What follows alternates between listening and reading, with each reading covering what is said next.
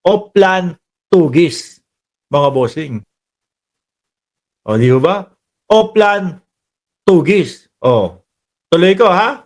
Criminal Investigation and Detection Group o PNP-CIDG. Ang utos umano ni PNP Chief Romel Marbil kay CIDG Chief Nicolas Torre, aarestuhin si Duterte sa oras na lumabas ang warrant of arrest mula sa ICC. Oh. Noong March 7, lumipad pa Hong Kong si Duterte para dumalo sa isang event kasama ang mga OFW. Ayun. Yun yung Hong Kong po, mga kababayan. Yun yung pagpunta ni dating Pangulong Duterte doon. Di ba? Hindi kaya may nagkanulo talaga kay dating Pangulong Duterte para pumunta diyan sa Hong Kong? Ano po? Ano sa tingin ninyo? No? Kasi ang nakikita ko si Tobat, si Bato de la Rosa, mga kababayan, alam niya na merong warrant. Pero ang ginawa niya, sabi niya, hindi na muna ako didiretso dyan at may aasikasuhin ako dito. No? Tapos after nun, wala na. Hindi na mahagilap o hindi na makontak yung cellphone ni Tobats, mga bossing. Sa araw ding ito, inilabas ng ICC Pre-Trial Chamber 1 ang arrest warrant para sa kanya. Sa puntong ito, may close coordination na ang PNP-CIDG sa Interpol o International Police Criminal Organization. Oplan Tugis ang tawag nila. Ano? Gusto raw sana ng PNP-CIDG na sa Hong Kong na arestuhin si dating Pangulo Rodrigo Duterte. Pero ayaw daw makipag-cooperate ng Hong Kong Police sa Interpol. Kaya umabot pa ng Pilipinas. Pero mga kababayan, doon po sa kwarto kung saan tumutuloy sila dating Pangulong Duterte, meron nga po dong sinabi na merong mga special force ng Hong Kong, no? Na nakapalibot sa kanila, nakakordon sa kanila para siguraduhin na sasakay ng eroplano ang dating Pangulo. Paktuloy natin. Hindi miyembro o state party ang China sa Rome Statute. Para mamonitor ang galaw ni Duterte habang nasa Hong Kong, binuntutan siya ng 4 na CIDG agents hanggang noong March 11 nang lumipad pa uwi ang dating Pangulo. Ayon pa sa ating source, 6 na Hong Kong police din ang nagbantay kay Duterte para tiyaking sumakay siya sa kanyang flight. Yun nga yung sinasabi natin, mga kababayan. Sinigurado na hindi kung saan-saan pupunta, no? Para kapag kalabas doon sa kung saan tinutuluyan, diretso doon sa eroplano at siguradong uuwi ng Pilipinas. Nagkatablahan nyo talaga, mga bossing. Ayon po diyan sa balita ng GMA at galing po doon sa pinagkakatiwalaan nilang source, mga kababayan. Yan po, malalaking mga estasyon yan. Siyempre, yung mga ganyan, mga bossing, meron po silang mga bubwit dyan. Hindi po natin pwedeng sabihin, basta-basta lang yung mga yan. Dagdag ng source, nag-apply kasi umano si Duterte ng asylum sa China pero tinanggihan ito. Aray ko po. Tingin ko, yun yung mas dapat sabihin ng mga DDS na yun yung Tomb Raider sa kanila. Kasi friend nila yan Umaasa sila dyan Di ba? Tapos ganun yung gagawin. Biglang, hindi na. Sorry uwi ka na, balik ka na ng Pilipinas. Di ba? Sabi ni Sally Lumibaw, maraming salamat, di na pala babalik.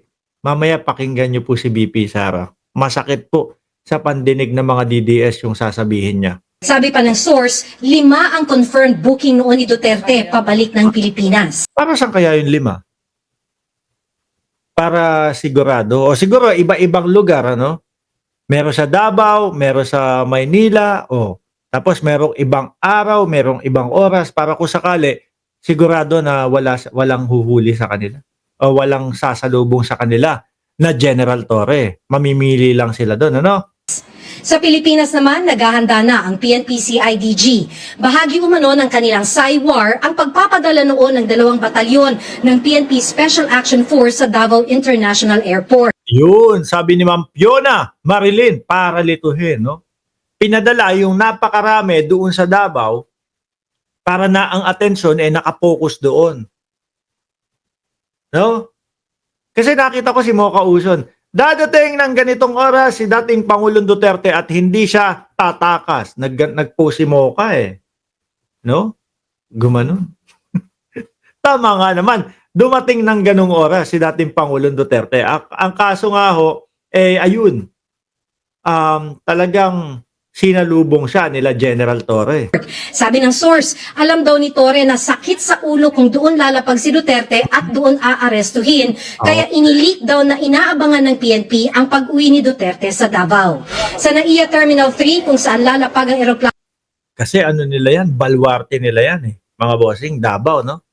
Kaya siguro doon nila talagang tinodo yung full force. At dito nga, sa NAIA, kakaunti lang, saktuhan lang. Anong lulan si Duterte, 4 na beses daw na dry run ang PNP CIDG. Prinactice pati kung paano sasabihin kay Duterte ang pag-aresto sa kanya. Dineploy ang 60 tauhan ng PNP CIDG at 20 PNP staff. 80 lang, 60 plus 20, no?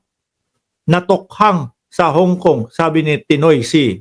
Sabi ni Full Torque, naalala ko tuloy yung Netflix series ni Pablo Escobar. Yung mga loyal sa kanya, isa-isa nang nawawala dahil humihina na unti-unti si Escobar. Sure ako, ganito din ang mangyayari kay Duterte. Ako hindi mawala talaga sa isip ko na meron humudas din dito Hiningi rin ng PNP CIDG sa pamunuan ng NAIA na sa boarding gate 116 ng NAIA Terminal 3 iparada ang eroplano. Ito raw kasi ang pinakamalapit sa elevator patungong exit sa tarmac kung saan naghihintay na ang mga coaster. Kaya paglabas ni Duterte ng eroplano, idiniretso na siya at mga kasama niya sa coaster na nag-atid sa kanila sa Villamor Air Base. Tsaka alam nyo mga kababayan, yung mga ganito, sabi nga 'di ba, minuminuto alam namin o sinusubaybayan namin yung mga galaw nila. Kaya yung sinasabi na humingi ng asylum, maaari po, malaki ang tsansa na ganun niya ang ginawa. Kaya lang, syempre, para po doon sa kampo niya, lalong-lalo na, no? Si Harry Roque ang nagsasalita. Hindi-deny nila yan. Hindi-deny nila yan. Bakit to? Kasi magmumuka silang duwag na naman. Magmumuka na naman na wala pala kayo Kala ko hinahamon-hamon ninyo yung ICC. Tapos ngayon tinatakbuhan nyo. Pero kung lumusot ho, mga kababayan, malamang ho masaya sila dun. Malamang pinagtatawanan nila. No, ang pambansang kapulisan, mga bossing. Kasi nandun si dating Pangulong Duterte. Umabot ng China. Kaso, na-traidor yata ni Xi Jinping. Hindi pinayagan na makapasok ng China. Pinauwi.